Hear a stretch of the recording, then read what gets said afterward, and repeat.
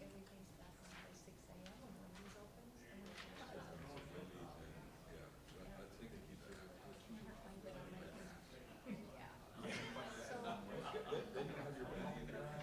it's all in one shot. There you go. That's the way to do it. Yes. So lots of stress, but then it's fun. Oh, yeah. Yeah, definitely picking up.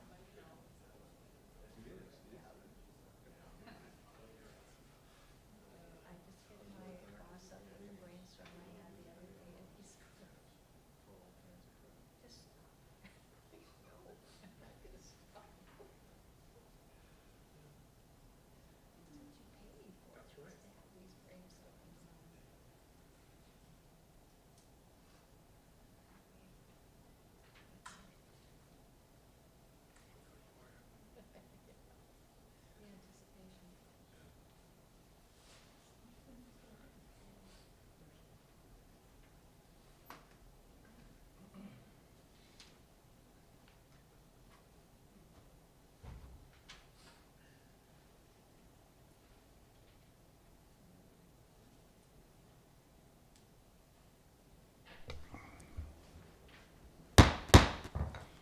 Call to order the regular meeting of the Dickinson City Commission for May 16th, 2023.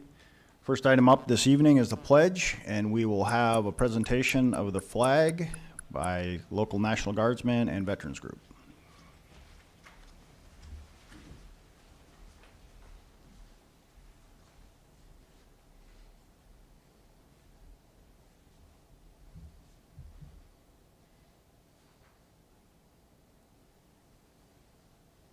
I pledge allegiance to the flag of the United States of America and to the republic for which it stands, one nation, under God, indivisible, with liberty and justice for all.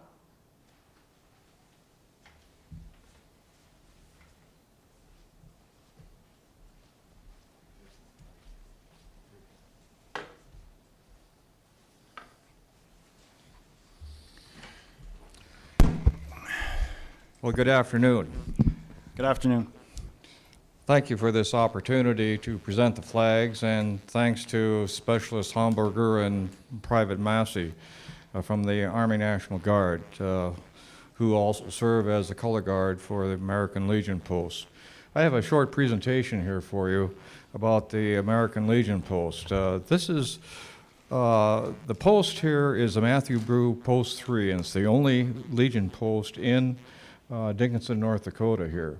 American Legion was basically started back in 1919 by the U.S. Congress and had over 1 million people. And Dickinson had its first post in 1919, so we're 104 years old. Today we've got 2 million members, and our foundation is basically those 4 pillars, and they're not showing up on my screen here.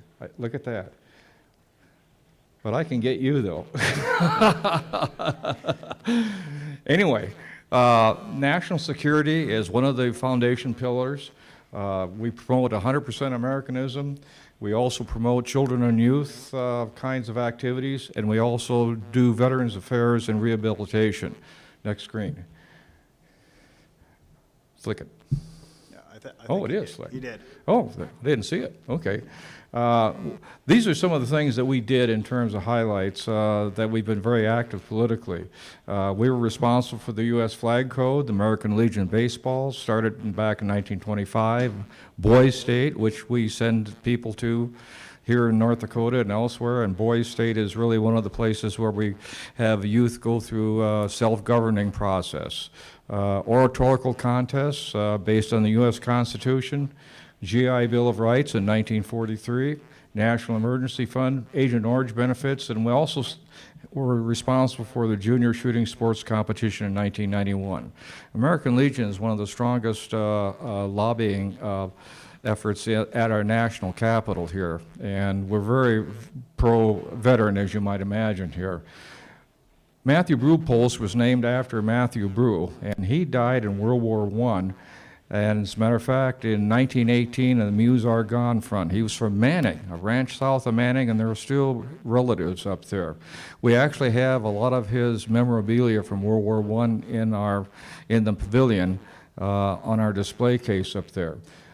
The current officers are Alan Fair, the adjutant is Todd Otto, I'm the vice commander. The honor guard is Art Warner, post commander is Stan Davis, Christy Turner's communication officer. We have a Legion Riders group, which is a motorcycle group that participates in parades and rides, and Dean Cattermas is the person responsible for that. And then, of course, our Sergeant at Arms is Specialist Truman Homburger. We don't have a club. We're called a homeless post, but we do meet up at the Stark County Veterans Pavilion. And of course, as you know, that was put together by veterans and various groups, and it's organized and coordinated through the Dickinson Park and Rec. And veterans have free use of the pavilion, and of course, the Legion Club basically meets up there. These are some of the Legion families that we have, the American Legion Riders, and some of these people, you can recognize these guys because they're the ones that do the Thunder Rides at the celebrations in July 4th in the Capitol and things like this. Now, we don't have a very large group here, but we do participate in some of that kind of activity locally. We partner with the Legion Auxiliary. And the Legion Auxiliary is the spouses of veterans who are members of the Legion. And the president is Shirley Herbal here. And note that the state auxiliary president is Sandra Peterman, and she's from Dickinson. These are some of the activities, again, oratorio competition, the Legion Baseball. We do donate funds to the Legion Baseball, several $1,000s a year, and we do participate in flag honoring situations at the beginning of the season, and especially at tournaments, and we carry out the flags. We do participate in the July 4th parade, and we hand out little flags. We basically, and this is wrong, we handed out about 4,000 flags last year at the parade, these little small flags.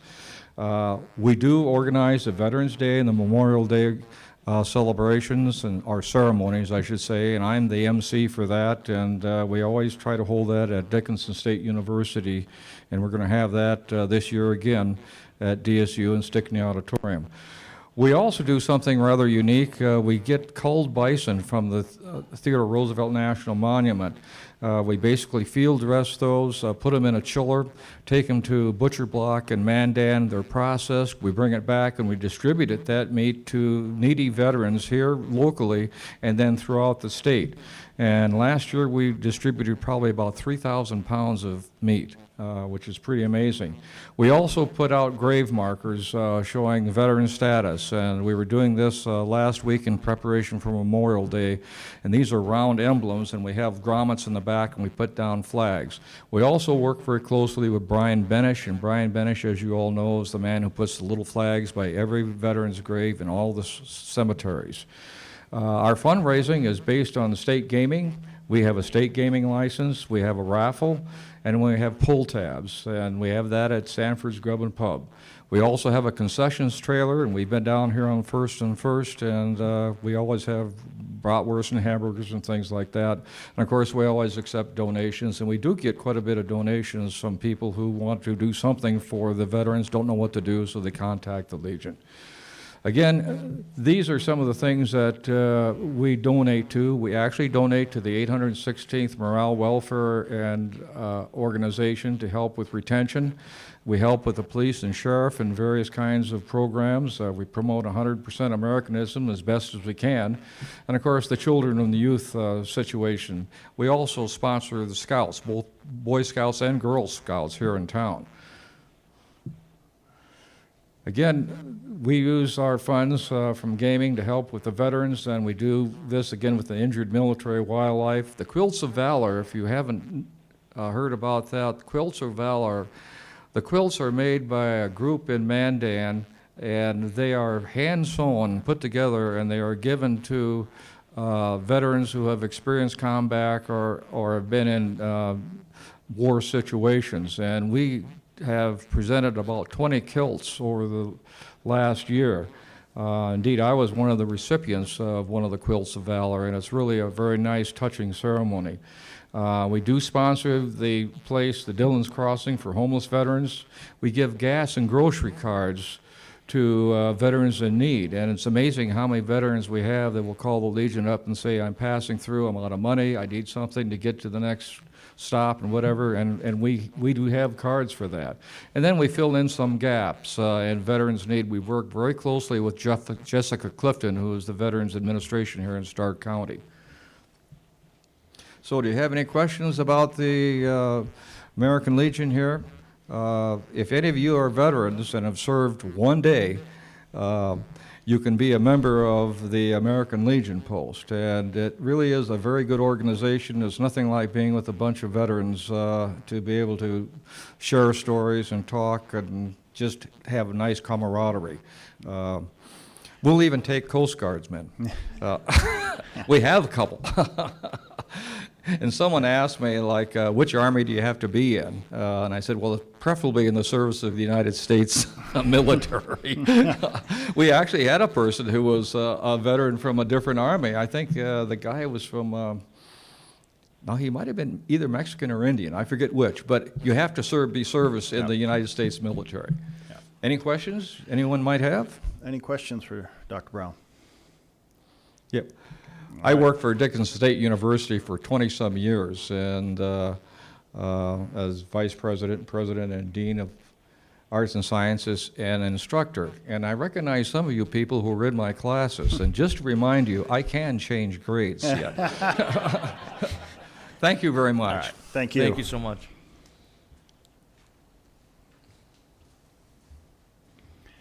All right, we'll proceed with first item this evening, which is the order of business. Mr. Dossinger, are there any changes to the order of business? Good evening, Mr. President, members of the commission. There is no change to the order of business this evening. Thank you, Mr. Dossinger. Any questions on the order of business? Look for a motion. Move to approve. Motion to approve by Commissioner Oderman, Second? second by Commissioner Sobeluk. Any further discussion on the order of business? All in favor of the order of business as presented, state aye. Aye. Opposed, same sign. Motion carries. Next item up is the consent agenda. Are there any items on the consent agenda that commissioners wish to discuss? There's no discussion on the consent agenda. I'd look for a motion. Mr. President, I move to approve. We have a motion to approve by Commissioner Bear, Second. second by Commissioner Frederick. Any discussion on the consent agenda? Hearing none, we'll vote. Dr. Bear, Aye. Mr. Frederick, Aye. Mrs. Sobeluk, Aye. Mr. Oderman. Aye. Chair votes aye. Motion carries. Move into our non-timetable agenda. First item up is National Public Works Week proclamation. And before I begin the proclamation, Mr. Zuroff, do you have anything to say?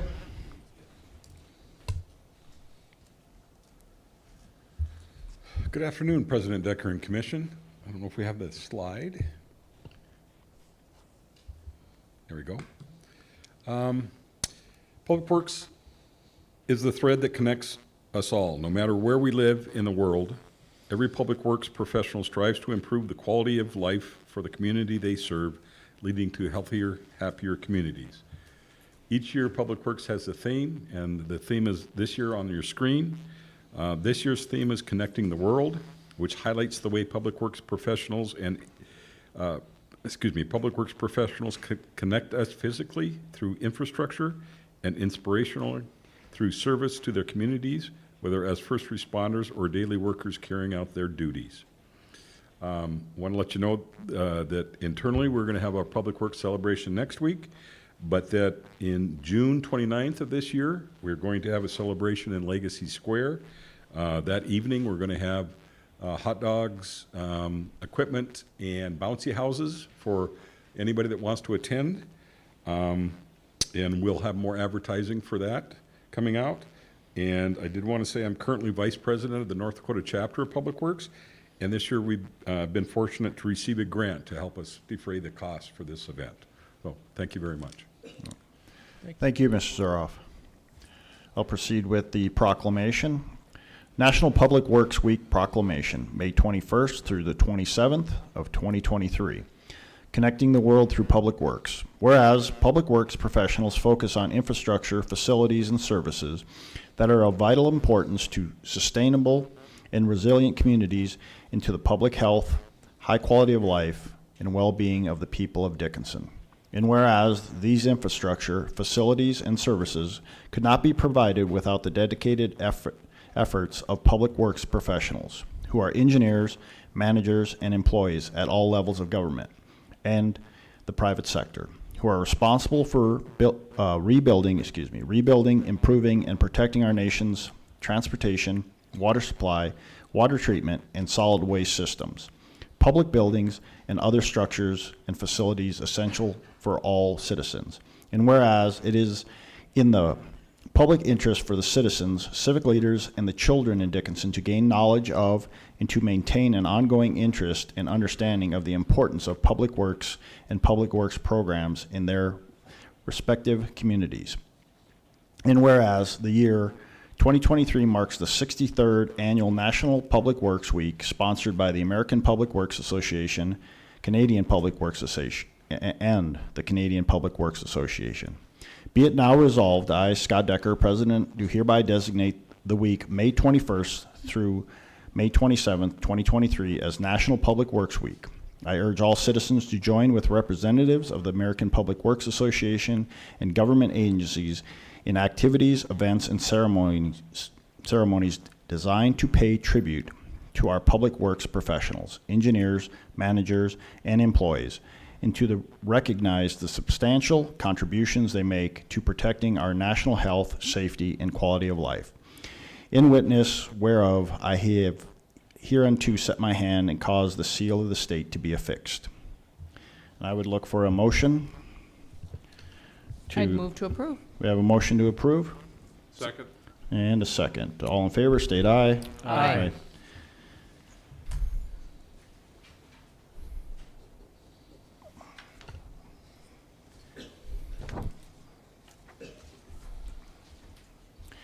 Looking forward to that presentation, Mr. Zuroff, in the new Legacy Square. So I think it's you had some people down there at Touch a Truck too last weekend. I think the kids were very excited again for that event. Okay, we'll move on now to our second item. We have gaming site authorizations. This will be handled by City Administrator Dossinger. Thank you, Mr. President. We have several gaming site authorization requests to approve this evening, requests for approval. First one we're going to start with is going to be the Dickinson Youth Activities. They have 6 requesting approval this evening. The first one will be the Grand Dakota Lodge, located at 532 15th Street West. This would have an effective date of July 1st of 2023 to June 30th of 2024. This would be for electronic pull-tab devices, sports pools, pull-tab jars, and 21. City staff has reviewed and recommends approval. Thank you, Mr. Dossinger. Any questions on this site?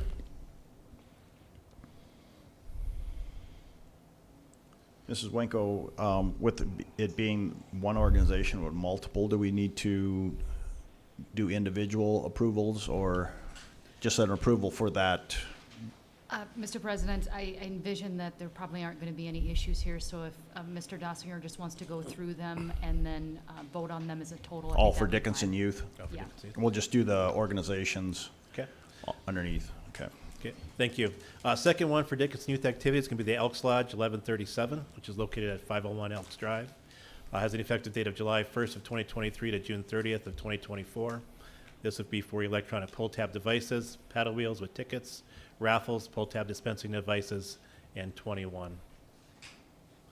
The third one would be at the Spur Bar, located at 1306 West Vallard. Effective date of July 1st of 2023 to June 30th of 2024. This would be for electronic pull-tab devices, sports pools, pull-tab jar, pull-tab dispensing devices, and 21. The fourth one would be at Neighbors Bar, located at 745 State Avenue. Effective date of July 1st of 2023 to June 30th of 2024. This would be for electronic pull-tab devices, sports pools, Calcuttas, pull-tab jar, pull-tab dispensing device, and 21. The fifth one would be at Army's West Sports Bar, located at 640 12th Street West. Effective date of July 1st of 2023 to June 30th of 2024. This would be for electronic pull-tab devices, sports pools, Calcutta's, pull-tab jar, paddle wheel table, 21 bingo and raffles. And the last one for Dickinson Youth Activities will be located at Mavericks Saloon, located at 196 Museum Drive. Effective date of July 1st of 2023 to June 30th of 2024. This would be for electronic pull-tab devices, pull-tab dispensing device, pull-tab jar, 21, and sports pool. As I had stated, city staff has reviewed those requests for Dickinson Youth Activities and recommends approval. Thank you, Mr. Dossinger. All right, any questions on the gaming sites for Dickinson Youth Activities Incorporated? There are 6 locations. There are no questions on these gaming sites and the approval of their license for those. I'd look for a motion. Mr. President, I move to approve. Motion approved by Commissioner Bear, Second. second by Commissioner Frederick. Any further discussion on the Dickinson youth sites? Hearing none, we'll vote. Dr. Bear, Aye. Mr. Frederick, Aye. Mr. Oderman, Aye. Mrs. Sobeluk. Aye. Chair votes aye. Motion carries. Our next one up is the Matthew Brew, Post 3. Thank you, Mr. President. This is a gaming site authorization from the American Legion Matthew Brew Post 3. This will be located at Sanford's Grub and Pub. Address is 167 14th Street West. This would also have an effective date of July 1st of 2023 to June 30th of 2024. This would be for electronic pull-tab devices and pull-tab dispensing devices. Thank you, Mr. Dossinger. Any questions on the American Legion Matthew Brew Post number 3 site? Hearing no questions, I'd look for a motion. I'd move to approve. Motion to approve by Commissioner Sobeluk, Second. second by Commissioner Oderman. Any further discussion? Hearing none, we'll vote. Mrs. Sobeluk, Aye. Mr. Oderman, Aye. Mr. Frederick, Aye. Dr. Bear. Aye. Chair votes aye, motion carries. And our last site will be the American Foundation for Wildlife. Thank you again, Mr. President. Gaming site is the American Foundation for Wildlife at the Southside Saloon. Address is 48 East Broadway. Effective date of July 1st of 2023 to June 30th of 2024. This would be for electronic pull-tab devices, pull-tab dispensing device, pull-tab jar, and 21. City staff has reviewed and recommends approval. Thank you, Mr. Dossinger. Any questions on the American Foundation for Wildlife site? I do. Is this a new charity or existing? Yeah. So who are the beneficiaries of that fundraising? I think Rita sent us a breakdown. I looked for it and I couldn't find it attached to the email, so, okay. Okay, Yeah. okay, Yeah. that answers my question. Yeah, they do donate locally. Okay, Proceeds, I just so- missed the email. Oh, The yeah, here it donation is. list we got was Thank you. over 90% Dickinson, Okay, 95 probably even. All right, any other questions or comments? I'd look for a motion. I'd move, oh, go ahead, Jason. move to approve. Motion approved by Commissioner Frederick, second Second. by Commissioner Sobeluk. Any further questions or comments? Hearing none, we'll vote. Mr. Frederick, Aye. Mrs. Sobeluk, Aye. Mr. Oderman, Aye. Dr. Bear. Aye. Chair votes aye, motion carries. Next up, we have our monthly financial report, and this will be handled by Finance Supervisor Maury. Welcome. Thank you, President Decker and Commissioners. So starting off with our report at the end of April, the first thing, or really the main thing I want to highlight on our treasurer's report, on the very bottom there, you can see our current interest rate. We actually just got that increased as of May 4th due to the federal increases. So as of our May report, that'll go up to 2.8%. But for this report here, they'll stay at 2.55. And then as far as our investments go, with our typical monthly distributions and our interest earned, we saw an increase of less than 1%, so we're still right around 35 million for our total investments. And then our sales tax and our 1% sales tax, the green line is 23, red line 2022, and the blue line 2021. So you can see the green line in 23 is pretty significantly higher compared to the prior years. April of 23 is about 131,000 higher compared to April of 22, so about a 31% increase there. This next slide here is just as a reminder to the public to show that we have our sales tax in two separate funds. And then taking those amounts together in this third slide here for our total sales tax comparison. In the first 4 months, we received about 3.7 million with our 1.5% sales tax. That's about 710,000 higher compared to the first 4 months of 2022. So that's about a 23% increase there. In our hospitality tax, again, with the green line being 2023, you can see just a little bit higher compared to prior years. We're up about 7,700 compared to April of 22, so about an 11% increase there. In our yearly comparison in hospitality tax for the first 4 months, we've collected 315,000. That's about a $23,000 increase compared to the first 4 months of 22, about 7%. And you can see that's the highest collection that we've had also in the last 7 years for the first 4 months. In our occupancy tax, also coming in a little higher than the previous 2 years for April. April of 23 is about 2,600 higher compared to April of 22. That's about a 14% increase. And then our comparison to prior year for the first 4 months, it's the second highest collection we've had. Only 2019 was higher. We're about 8,800 higher compared to the first 4 months of 22, so about 11% increase there. And then oil impact, we're almost identical to where we were in the prior year. The green line, so we're down about 59,000 compared to where we were in April of 22, so about a 4% decrease there. And then for the first 4 months total, we are down 35,000 compared to the first 4 months of 2022, less than a 1% decrease compared to last year. With our benchmark being 33% for the first 4 months of the year, general fund revenue, we're at 22%, have some more transfers that'll come in that'll increase that number. And then our general fund expenses, we're at 30%, so we are still under budget from where we'd expect to be at this point in the year. And then the final slide here, our utility revenue at, again, looking at 33% as our benchmark, 27% collected in our utility revenue, and enterprise fund expenses are at 19% through 4 months. So with that, city staff recommends approval, and I'll do my best to answer any questions you might have. Thank you, Mr. Maury. Any questions on the financial report? Hearing no questions, I'd look for a motion. Mr. President, move to approve. We have a motion to approve by Commissioner Bear, Second. second by Commissioner Oderman.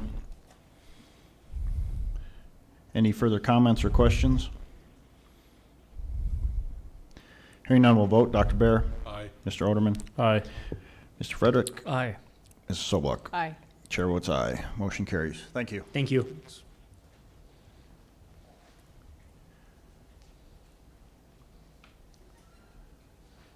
We'll move into, well, we got about 3 minutes, before the 5 o'clock, but we'll go ahead and go with this first one. Mrs. Nominick? Thank you, President Decker, Commissioners. Have some job descriptions for your review today. If I can get it to.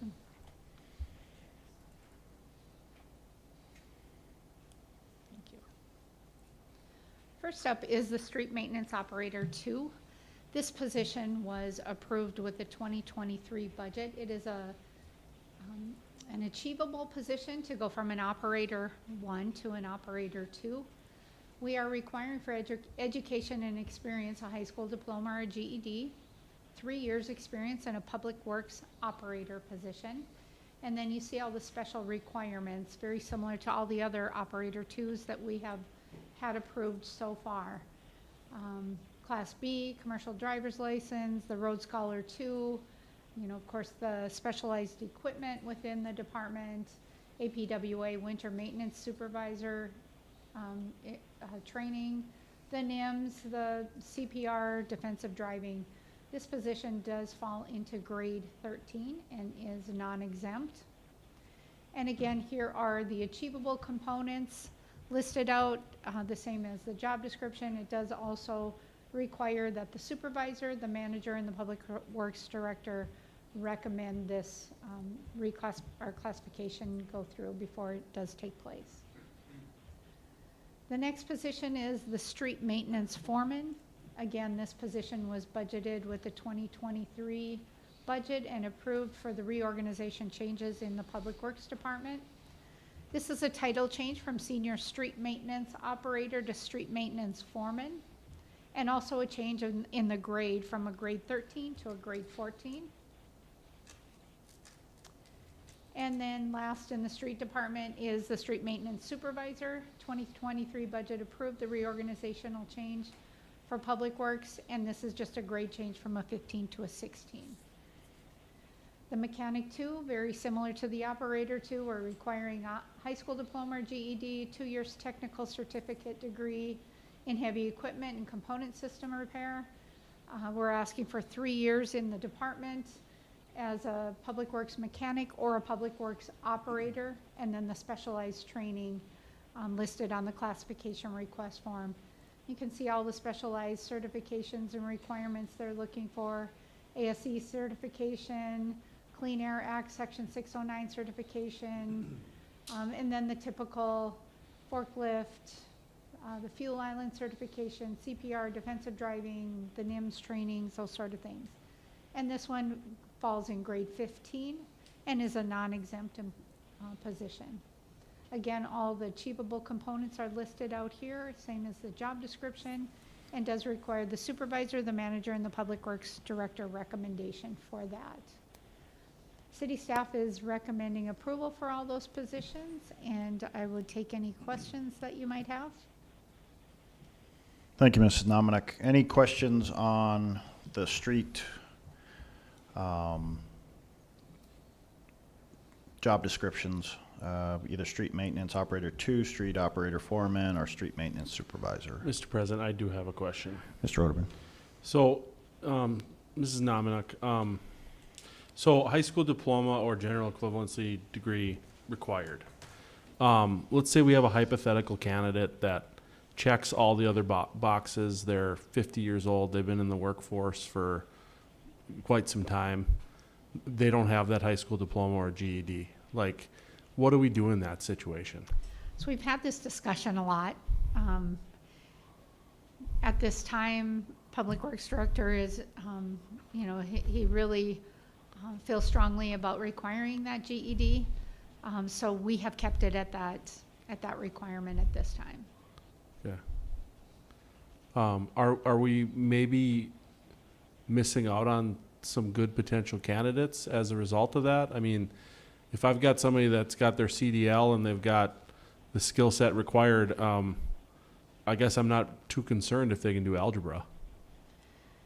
Yeah, I think, there's arguments both ways. I can say that because we have had some very good operators in the past that did not have a high school diploma, worked for us for many years. We have had some difficulties also where we've had some people who did not have a high school diploma or a GED, and it was difficult for them to pass some of the trainings and the certifications and things that we have. So I agree, there could be an argument both ways. Okay. If it's something that the commission feels strongly about and would like to see us change, we're definitely open to that. I don't know if I feel strongly about it. I think we need to have like a justification for things like that. And I mean, it sounds like you guys have talked about this at length, so. We have, yes. Good. Well, my feeling on that, Commissioner Oderman, is if somehow we have a plethora of non-GEDs Yeah. or non-high school people applying, and for some reason, because we have that criteria and we can't hire them, then we should address that. And HR and Mr. Zaroff should come to us and say, listen, we got 3-4 people that are interested, and Yeah. we can make the change at the time. We could call a special meeting if needed, if that would be the case.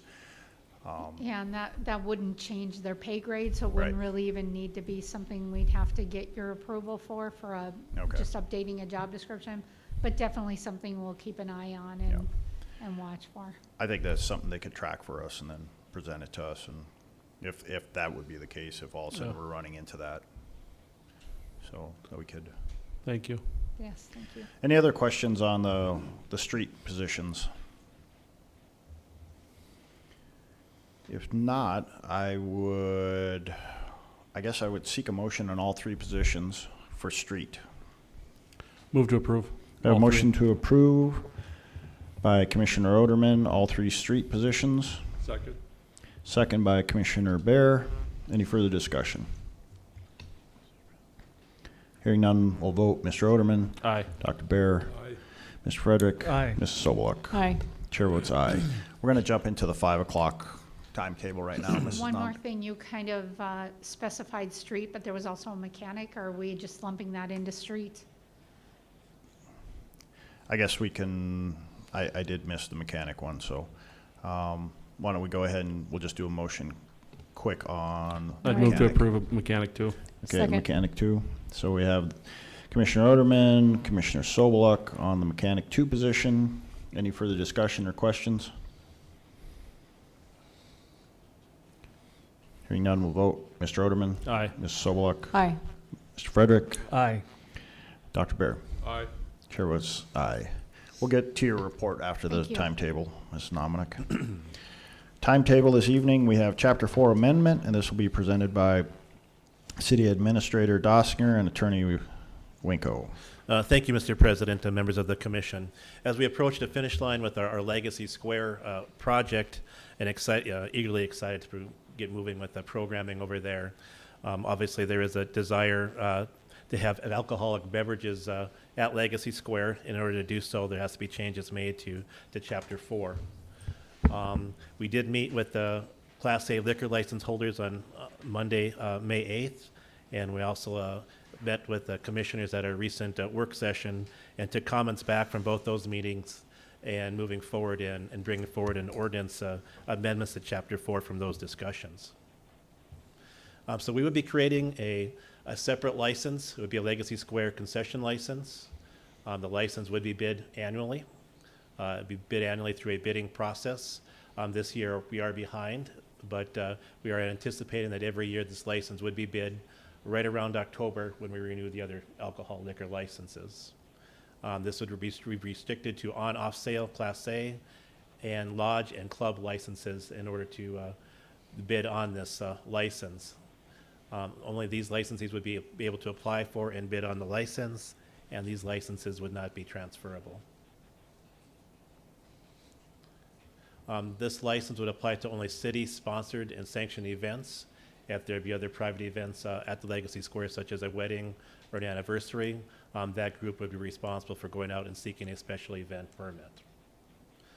Beverages to be sold would include liquor, wine, and beer in cans. We would prohibit the sales of bottles to help with debris and broken glass and for other safety reasons.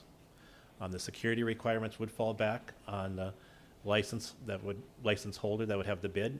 They'd be responsible for all security personnel for all events occurring under that license. The designated corridor would be basically from the west side of City Hall and Town Square and the north side of Town Square where Rivera Bank is located. The licensee would only be allowed to sell alcohol within that designated corridor. There was some recommendations from our work session as far as removing designated area restrictions for liquor consumption. This would fall in accordance with some changes that were made during the 67th Legislative Assembly back in January of 2021. This would mirror North Dakota Century Code, where the code change would allow alcohol to be consumed anywhere during a special event. This would apply to the Legacy Square. This would also apply to any special event permit that we would have moving forward within our community. Here's a map of what that corridor would look like. Basically, the 2nd Street and First Avenue West corridor leading to First Street. There were some discussions and something that we will take a look at as far as closing First Street from Sims to First Avenue for pedestrian concerns and traffic concerns, and we will certainly take a look at that. But the designated alcohol consumption corridor would consist of First Avenue West and 2nd Street. at those locations. One thing we looked at as far as how we'd offset some of the costs of Legacy Square as far as future programming and some of the general maintenance. There would be an annual license fee through the bidding process. The city would receive a percentage of the gross alcohol sales. We are proposing 20%. And wristbands for patrons who consume alcohol would be, we're proposing $5 a wristband. This would remain a free event to the public, but if you are going to be consuming alcohol, you would have to purchase a $5 wristband. So I went through that kind of fast. Have any questions that I or Attorney Wankel could answer? We would certainly like to do that for you. I wasn't privy to the discussion yesterday because I was returning from travel, and I guess, was there any talk about possibly allowing restaurants, if they, say a Players or Blue 42 or whomever, Fat Fish, wanted to be part of this, if they thought their staffing could handle, running these events, would we allow them?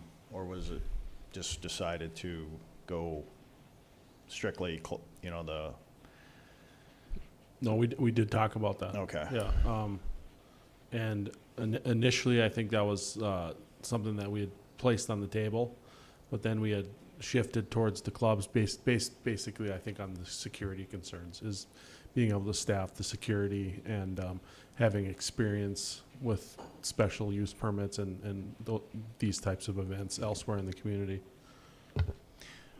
My second question would be, I understand we're trying to recoup some of these costs and by charging 20%, and who's going to be doing the accounting?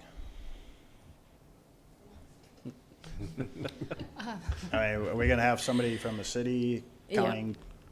I have some experience with the event center and how to handle those things, but it will have to be cooperative I with mean- Joel and stuff to look at those receipts and everything, the gross receipts and everything, so I've been we'll at these take care of events. it. There's not a whole lot of, like, ringing up in the till. No. Most of I'm your just things saying, are, wouldn't we be better off just saying we expect a flat fee per event, i.e. maybe $1,000, rather than trying to track somebody down and get their receipts, or? Mr. Mayor, I think it's difficult. Obviously, the first year, we're learning a lot. We're going to learn a lot from this first year. And then, You know- to me, the bidder then has, okay, I'm gonna bid this, there's 10 events down there, they know the set cost. Okay, this is gonna cost me, if we charge $1,000 an event, we want $1,000, it's gonna cost me $10,000 to do this, And I mean, that would potentially impact the bid on their bid Right. for the license too. So I see where you're coming from. I mean, I just find it's gonna be very hard to account for a large event. Let's say when Tiger Lily's there and you're expecting, 4,000 people down there, and how are we gonna track, alcohol sales? Well, those Mr. Dossinger- restaurants, or those liquor places are gonna have to know how much they brought in and how much they took back out, whoever is bidding it. Brings the cooler trucks and Yeah, stuff, I mean, somebody's gonna have to know, because they're gonna have to pay the distributor for those And- products. And sales tax and all that. I get that, but Mr. Dossinger, they did this in the past for First on First, correct? That is my understanding, correct? There was they got a share of the gross alcohol sales. Correct. The First on First committee to help pay for the bands and stuff. Mhm. That's your understanding anyways? Correct. Yeah. Okay. and then would the whole $5 per band come back to the city, or is that a shared too in the proposal? That would come back to the city. Because in the past, that band was solely whoever provided the event. I don't think the city Well, it was The Rock that usually, did the banding, right? well, they did all the alcohol. And so did the downtown district get a percentage of the bands, or all of it? I thought the bands were all went towards the, not the bar, the other place, the one that booked the bands, the group Okay. that booked the band. I thought the band. The promoter. The promoter got all the $5 is what I thought I had heard, but, and I think they had a different split, but. Essentially, we're the promoter here. Correct. And that was suggested by the liquor license holders, right, the wristbands? Yes, that is Yeah, correct. yeah, that was a recommendation that we got from them, so. And I think that's a great way to do it, you know, Yeah. give out the bands. Check your ID. Yeah, check the ID, give the bands out. I'm just wondering, you know, split-wise, if we were getting the full $5, and then, again, my question would be on the gross sales, are we better served just saying we're gonna do X amount of dollars, a set fee, we know what we're gonna get? And then somebody can put that in their bid. I think it's, you know, Mr. Mayor, I think it's difficult because what event's going to bring in more? What's going to be the expectation per event as far as what fee per event? Weather could play certainly a variable in that. Obviously, this first year, we'll probably learn a lot, change a lot for next year and moving forward. We're trying to get something on the table for this first year. If you would like, you know, we've talked about everything from just one straight minimum bid or a bid process, hoping to grab it. We've come up with a lot of different variables when we talk this out, but we're looking for options. Okay. And I mean, are we setting a minimum bid? We certainly could.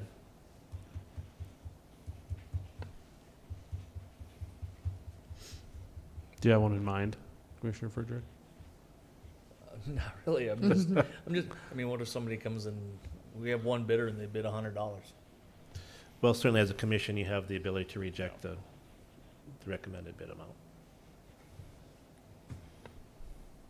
I mean, is minimum bid, I don't know, 500 or 1,000? I don't know. And that would be for the annual license you're talking, Yeah. so. I mean, you're only talking, what, 8 or 10 events? I think it's in here. Something like that. I believe it was right around 8, I believe. I'd have to look here. And I think one of the events, they may not even, I think the That is last one. correct. There's one event, there was no alcohol to be served at Right. Yeah, the live Christian event. one, the Yeah, live the live event. event, so. What does a special use permit cost if, you know, somebody was gonna host a party and get a special use permit? 25. Oh, okay, so that's,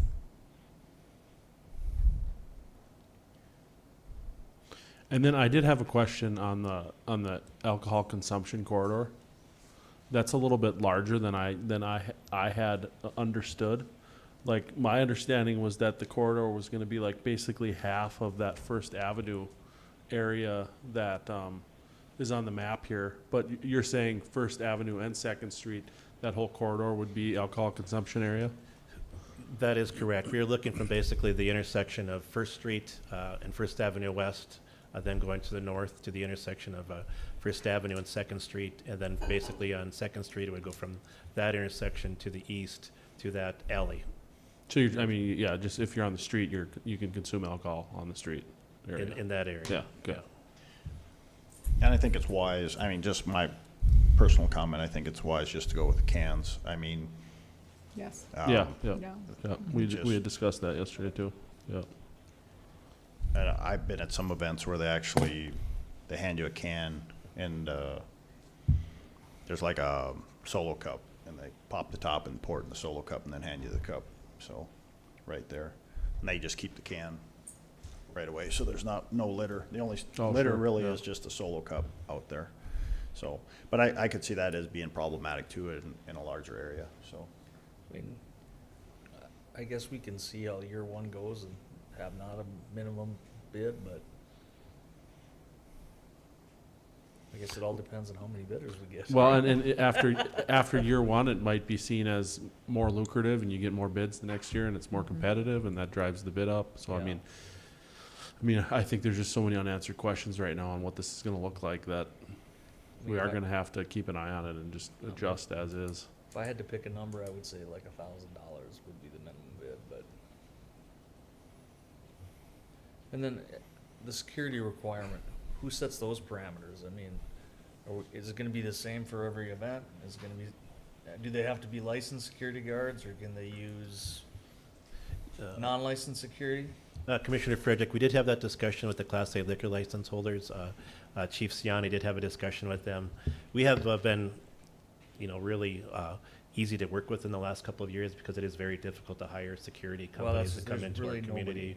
nobody, So as far as what we would consider bona fide security, we have really loosened those requirements over the years, so to speak, and that would still be applied to this. So obviously, whoever would get the bid would work with our police department and looking at how the layout would be and the expectations in advance. As far as a city, obviously, we would still do what we normally would do in the past with the first events, where we would have our law enforcement, our bike patrol teams in the downtown area. So that would not change. And there was some discussion yesterday about how there are some acts that require additional security and things like that too, correct? I don't know about acts, but it'd be based on what's your expectation as far as crowd Okay. size. That was a question, actually, I had. I was kind of under the understanding that certain bands require so many security people here, so I was wondering who would be responsible for that? Would it be whoever with the alcohol license, or would the police department follow in on that one? Or, because I was told some bands require 4, some bands may require up to 12 people here, so who would be responsible for that? I think that would be a separate rider on that security, opposed from what the alcohol has to provide.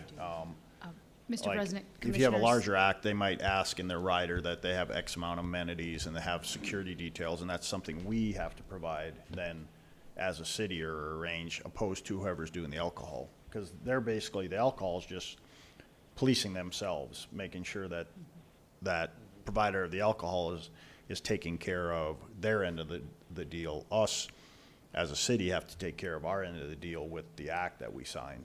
So if they have a separate rider for that, then that'll fall upon us, I guess, so. Mr. President, Commissioners, I reviewed all of those contracts for Mr. Walters, and there was only one contract that did provide that we as the city provided security, and I did request to have that restricted and removed from the contract, so I don't know if that did in fact get removed, but there was only one, and that was, I think, Tiger Lily, with obviously being a bigger act, but the rest of them did not require it contractually. Okay.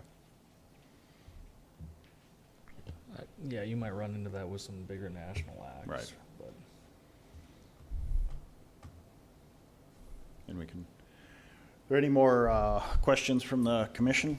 If not, this is a public hearing. Anyone from the public wishes to come forward? Looks like Mr. Marsh has either some comments or some questions, so. Hi, Commissioner Maxon Marsh.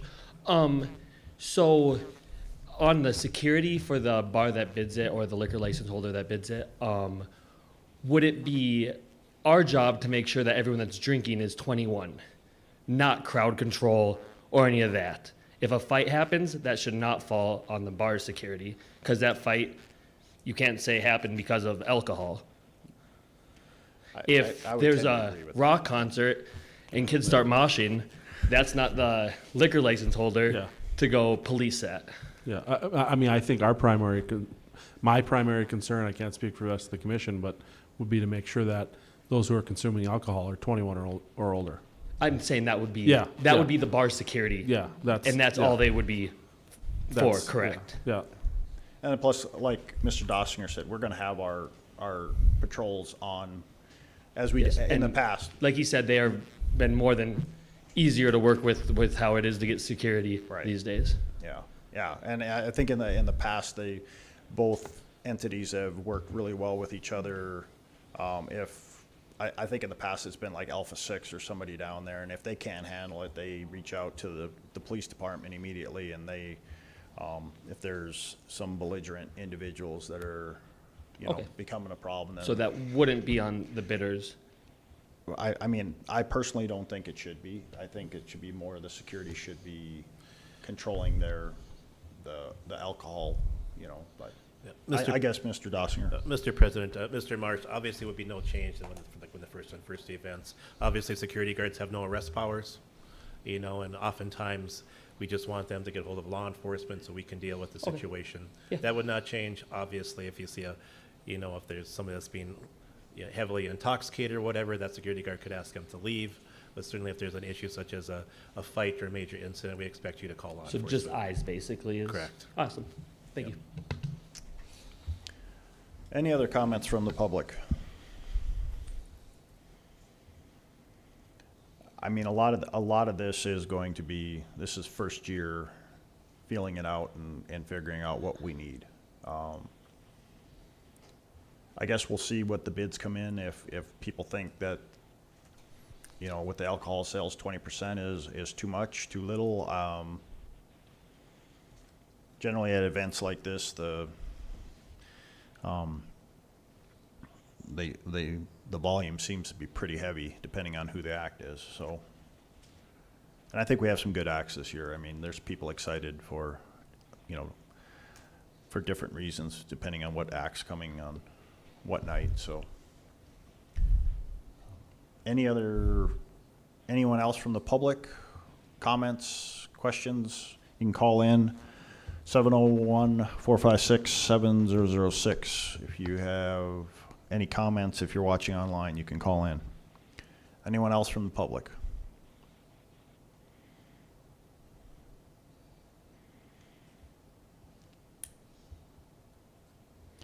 Anyone else from the public have any comments on the Chapter 4 amendment?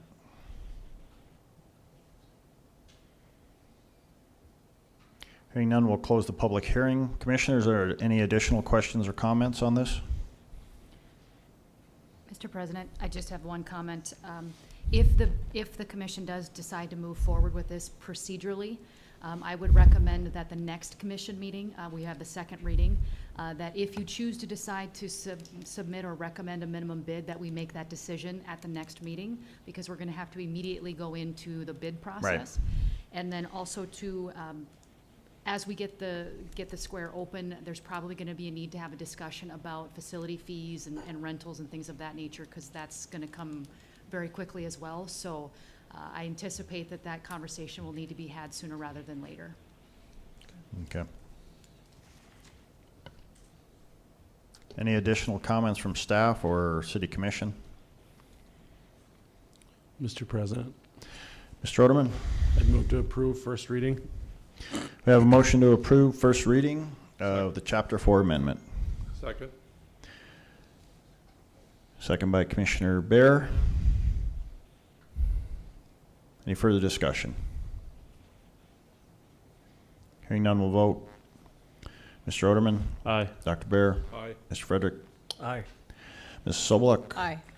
Chair votes aye, motion carries. We'll move right into public comments, not on the agenda. If there's anyone in the audience that wishes to come forward, discuss any items that are not on the agenda this evening, make the commission aware of any concerns or has any questions, please come forward. Again, if you're watching online, 701-456-7006. Does anyone have any comments on items not on the agenda?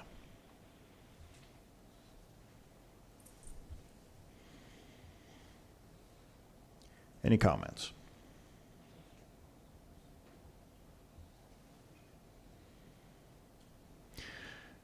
Seeing no one has any concerns or comments on items not on our agenda this evening, I'll close that section of the agenda. And we'll move back into HR. And I think you have a monthly report for us, Mrs. Dominic. Thank you again, President Decker, Commissioners. First on my hiring journal is the library. We have a library assistant. That's a full-time position. We did promote someone from one of our limited hour positions, Kaylee Hermanson, and she has started that new position. We have a librarian, the marketing and outreach services position open. A limited hour, the library page position. We have 2 of them open right now. Our planner for Engineering Community Development Department, that position has been filled. Matthew will start on June 5th. We're anxious for him to be here. Code Enforcement Officer, we have that position open in the interview stage right now. Administrative assistant for the engineering community development department. We did make a hire there. Nicole starts tomorrow, actually. So we're excited for her to join us. And the building inspector 2 position, that position we just had open and did interview on that. Communications specialist, we did make a hire. Hannah will start in a few days here for communications specialist. We made 2 hires for police officer, and we continue to have that position open. Have 4 openings currently for police officer. We have the lateral police officer position that is open until filled. And if we get an applicant, we will interview at that time. The part-time firefighter positions, we have 5 open. Solid waste operator, we have 3 open positions. That again is one of those positions we'll have open until filled. As we get applicants, we do interviews. Skill service representative, we did hire that. She started on the 24th. We hired Carrie. Street maintenance operator, we have 6 positions open in the street department. We did do an interview today, so hopefully something will come of that one. Facility operator, we did hire Matthew Stewart. He started in mid-March or April. So no openings in facility department. Fleet shop technician, we did make a hire there. Carlos will start, or did start May 9th. Mechanic, we had an interview for that position, or we're in the interview stage, I should say, so we'll see how that goes. Seasonal marketing and events assistant, we did fill that. Michaela has started, and Joel is very happy with her assistance right now. Street laborer, we're looking at now our seasonal positions. It's a seasonal street laborer. We did hire 1 person for street. We have 3 left to fill. As far as the other ones, we had 4 openings in water utility laborers. We filled all of those. Labor for forestry, we had 3 openings. Those have all been filled. We had 12 openings for buildings and grounds. All of those have been filled. We had a seasonal paleontology assistant, and that one has been filled. And museum workers, 3 openings for the museum, and all museum positions have been filled. So right now for seasonal is just the street department that we'll continue to search for applicants. And I would take any questions that you might have. Thank you, Mrs. Nominick. Any questions for Mrs. Nominick or staff on the HR report? Just code enforcement, we didn't get very many interviews in the second round, or We- applications. We did I see. not. We had 2 applicants and 1 withdrew. So, 1 interview. Mrs. Nominick, I seem to recall, and my recollection might be faulty here, but like, on the seasonal forestry and building and grounds positions, didn't we have a little bit of trouble filling those last year? We did, and I think I'll give some credit to Lee Scable. I think he really went out there and did some recruiting and worked with the college, the university, to try to get some of their students in, and he did a really great job. He filled them all very quickly. Yeah, it's really, I mean, it's night and day from last year, so Yes. that's really great to see. Yes, and perfect timing. The grass is growing and ready to be mowed, and we got them hired. So what kind of feedback are we getting on these positions? Like the mechanic, I see we got 1 application there too. I mean, is it money? Is it hours? I mean, there's got to be some feedback if we're not getting anybody to apply for these jobs. Yeah, the last one that we interviewed, we had made an offer for a mechanic. He did mention money. He had looked at all the mechanic positions within the state. He did talk about, that we need to increase our salary. We tried to get him to come in and take a look at our facility. We have some things to offer that other places probably don't. With our hours, we have 410s, we have, a lot of holidays, we have great vacation, sick leave, our benefits, health insurance, those sort of things. it was enticing to him, but not enough to get him to move here and be interested.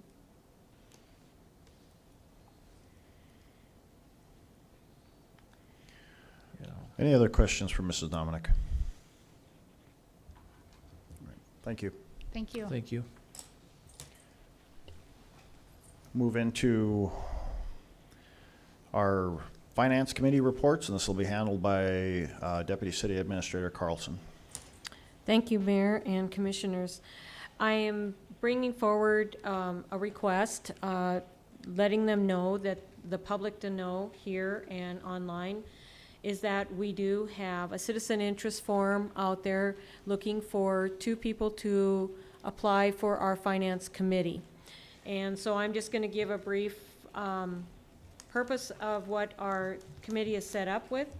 The committee is made up of 2 commissioners, the city administrator, the deputy city administrator, the city attorney, and the finance supervisor. And so we're looking for 2 members outside filling out the citizen interest form. And the purpose of the committee shall assist the Board of City Commissioners in fulfilling its responsibilities with respect to oversight of the city's financial management and resources, and to help focus on expected outcomes and potential strategies for overcoming setbacks or changes in the financial environment. The committee shall also evaluate specific financial strategic initiatives and policies as requested by the board. So with that, I just wanted to give a short summary of what the Finance Committee is, and we're looking for 2 citizens that would like to be on that, and they would go to the website and fill out the citizen interest form and check mark, and then it will go right to Ms. Binstock, and then she will forward them to our committee. So that's what my report was on that. Okay, and then we also have the bylaws that are in there. If someone's interested, they can also Yes, get those from Mrs. Binstock, so. yep, exactly. Any questions on the Finance Committee report? And I would encourage everyone watching and anyone in the audience or the commission, if you know somebody that wants to be involved, to make sure they get this filled out and get on. Sometimes these committees, they go unfilled, and then all of a sudden people are wondering, well, why weren't they told? And we do try to be very public about these openings, so.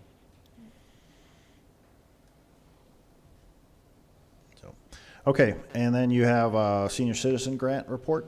Correct. Thank you, Mayor and Commissioners.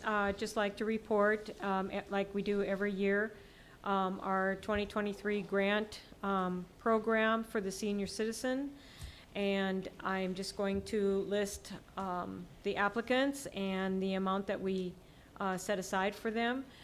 Through this process, it's through the budget process that the 1% sales tax, a portion of the 1% sales tax, is set aside and approved of $50,000 for the senior center grant programs and stuff. And this hits our 8 counties. It's a regional type.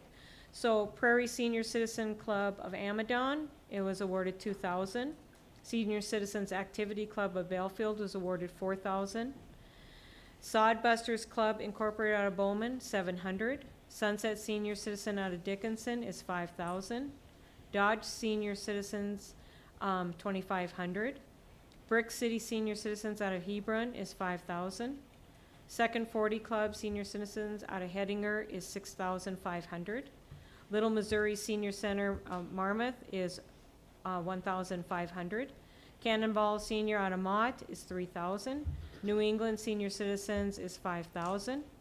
Prairie Pioneers out of Reeder is $3,000. Rame Pioneer Senior Citizens out of Rame is $1,000. Richardson Senior Citizen is $6,000. South Hart Senior Citizens is $900. And Taylor Senior Citizen Center is $3,000. So at this time, it came up to $49,100 for the applications. And according to what you provided us, you're waiting on their application from Halliday for $900. Correct. Okay. That'll take us to the 50,000. Okay, any questions on this report from Mrs. Carlson?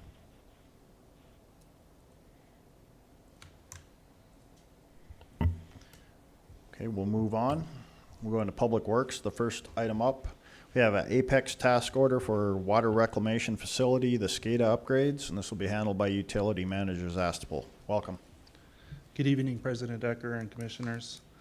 The task order with Apex Engineering Group is for the water reclamation facility SCADA and software upgrades. The project consists of replacing the existing SCADA hosting computer and upgrading the SCADA software to the latest available version. The project includes evaluation and design of the new hosting computer and assistance from the Apex Engineering Group. City Public Works staff recommends approval. Thank you, Mr. Zastapel. Any questions for Mr. Zastapel on this SCADA update? And this is task order 2023-1 for water reclamation facility, SCADA computer and software upgrades. Yeah. The task order is for $25,500, not to exceed, so just to let you know. Any questions? If not, I'd look for a motion on this task order. Mr. President, Mr. Roderman. Mr. Zestful, how often do we have to replace this stuff and upgrade the software and stuff? So right now, we're at Windows 7. The security is high, so it's just upgrade our equipment, so our telemetry panels, actually the operation of the wastewater treatment plant is all included. That's why we're requesting Apex to help with this, so we can run our plant and do the upgrades. Okay, thank you. Move to approve. Have a motion to approve by Commissioner Roderman, Second. second by Commissioner Frederick. Any further questions or comments? Hearing none, we'll vote. Mr. Roderman. Aye. Mr. Frederick. Aye. Mrs. Sobeluk. Aye. Dr. Bear. Aye. Chair votes aye. Motion carries. Mr. Zastapel, you have a sewer jetter bid. I do. And thank you again, President Decker, Commissioners. We received, the Utilities Department received 2 bids for the 2023 jetter truck. One bid was from ABM Equipment for $349,707 after trade-in, and one bid from Normand Equipment for $325,000 after trade. The unit will be replacing a 2000 Sterling jetter truck. This is a 2022 budgeted item encumbered for the 2023 equipment purchase of $285,000 on a 7-year lease. The jetter truck from ABM Equipment met all our specifications, and the jetter truck from Normand Equipment didn't meet our specifications. Some of the specifications that were not met by Normand Equipment, it was a lighter chassis. There was a tension bar to help hold the 600 feet of hose in place when jetting a line. Automatic wind guide to help retrieve the 600 feet of line. Different materials for the water tank, and the water pump didn't meet our GPM and pressure. Without that, we would have to get all new nozzles and equipment to run it with our other one that we have. It is the recommendation of the Public Works staff to purchase the 2023 jetter truck from ABM Equipment for $349,707. Previously, we had a 7-year lease for $41,000 for $285. The new lease would be for $49,958, an increase of $9,244. The jetter truck we wouldn't receive until the beginning of next year, so it would be start of next year's budget. Thank you, Mrs. Zastapel. Any questions for Mrs. Zastapel on this bid?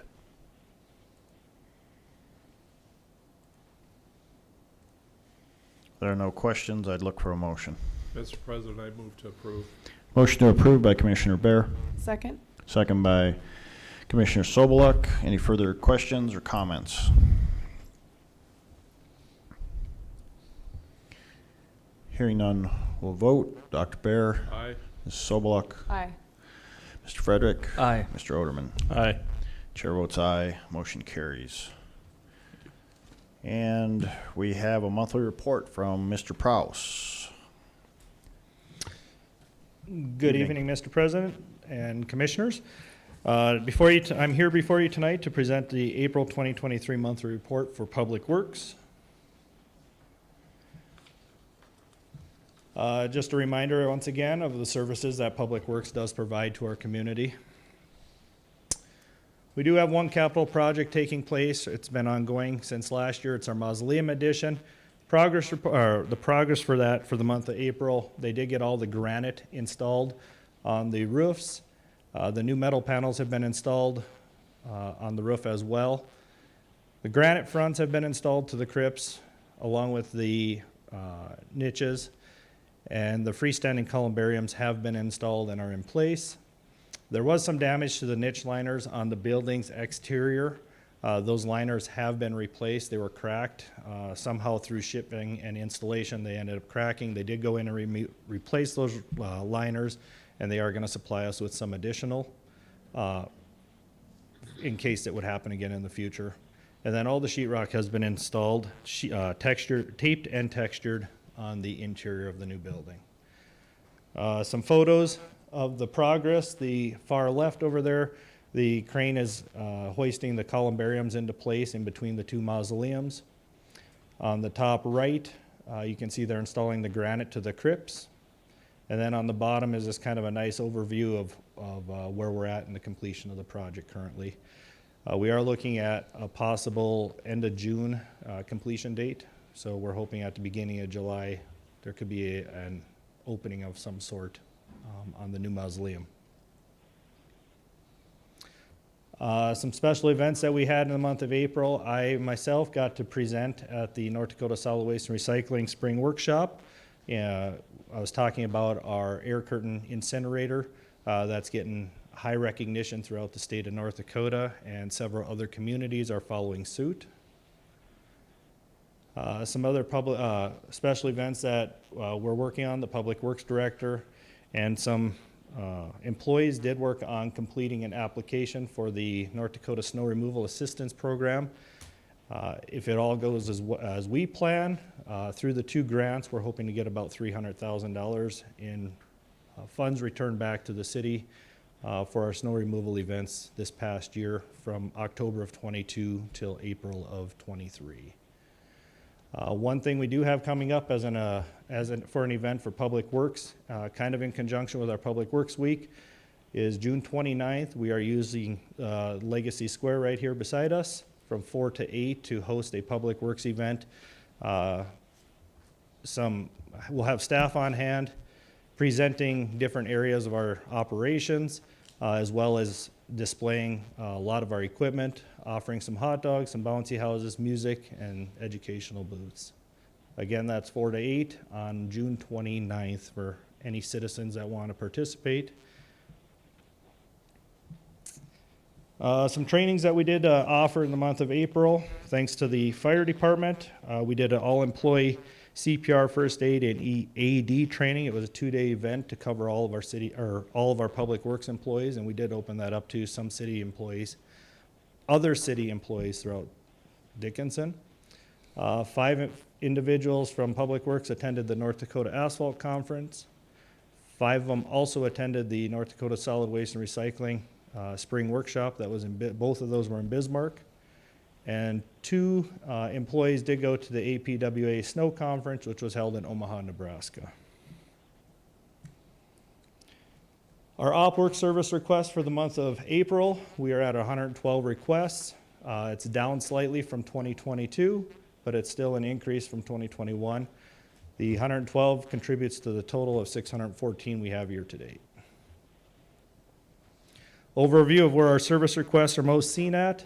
There's 27 of them that came through for water, sewer, and stormwater, 22 for street repair, 18 for garbage services, and then you can see the rest. In our buildings and grounds department, month of April, they built 50 cement pads for the reburials, for marking of the reburials from last summer, along with leveled the grass, seeded the areas, and hoping to catch some of that nice spring rain on top of them and get the growth to come. Our buildings and grounds department, just want to highlight their plans for this summer. Shelley kind of stole some of my PowerPoint. We are fully staffed. The one department in Public Works that's fully staffed. Our seasonals will be funneling in here over the next 2 weeks. With that being said, we did come up with a plan for operations this year. We are planning to put 3 to 4 individuals full-time into the cemeteries. Their primary job is to mow and weed eat every cemetery and just keep rotating through the summer. So we're hoping to hit every cemetery on a weekly basis. There will be a crew on all the right-of-ways, boulevards, and city properties, again, doing the mowing and weed eating. We do have a crew built this year for noxious weed and vector control. And then our fourth crew, there will be a few individuals assisting Joel and Blake in forestry on the downtown beautification process and at Legacy Square. So with that department being fully staffed, we're able to move people around. We did do a little trial basis earlier this week, and within a little better than a day, we pretty much went through all of the right-of-ways where we mowed them and cleaned them up. So it doesn't look it. Obviously, with the rain and the sun, we have some grass growing really quickly right now. I don't think it can be overstated how, I think, great and important that's going to be for the community. Yes. Just from the standpoint of making it look clean and presentable. I'm really excited about how we're fully staffed, and then, like I said, I don't think it can be overstated. So, great job, guys. Thank you. Moving into our fleet department, we have a total of 59 work orders for the month of April, which brings our year-to-date at 444 work orders. That is slightly down. We are only half staff. When I say half staff, we have 2 of the 4 employees in the fleet department. As Shelley said, we did have a new lube tech start just this I think just a week ago. So hopefully we see our work order numbers starting to climb a little bit.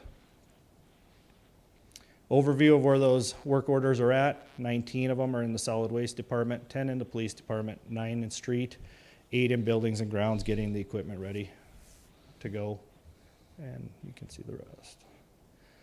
Total of 8,641 gallons of fuel was used for the month of April.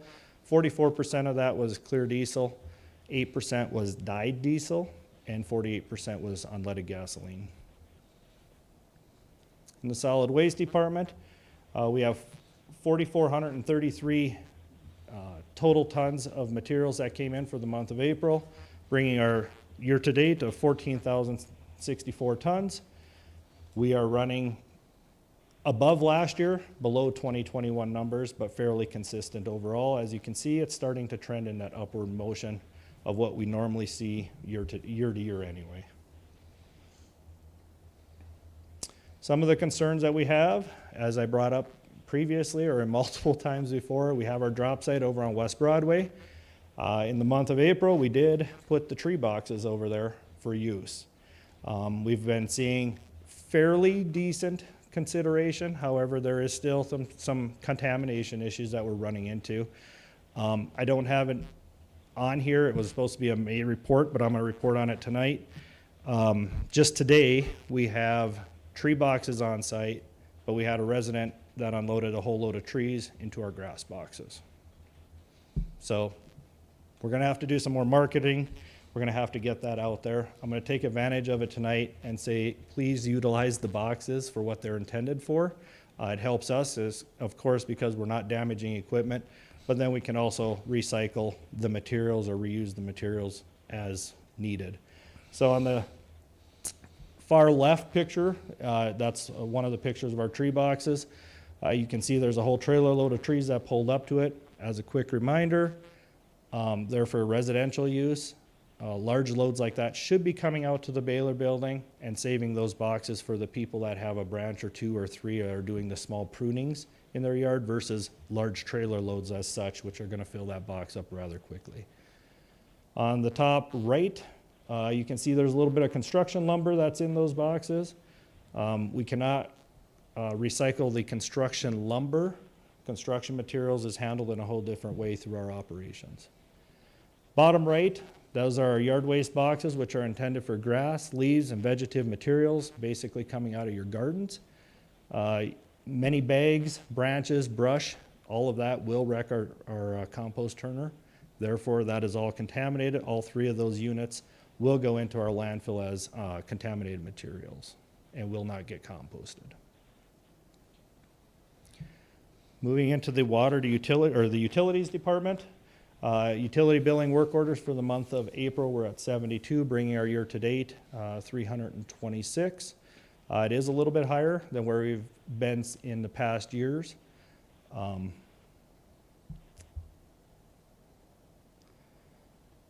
Southwest Water Authority, this is water purchased from Southwest Water Authority. We're at 60.52 million gallons, bringing it to 200 and just about 18 million gallons of water purchased in 2023.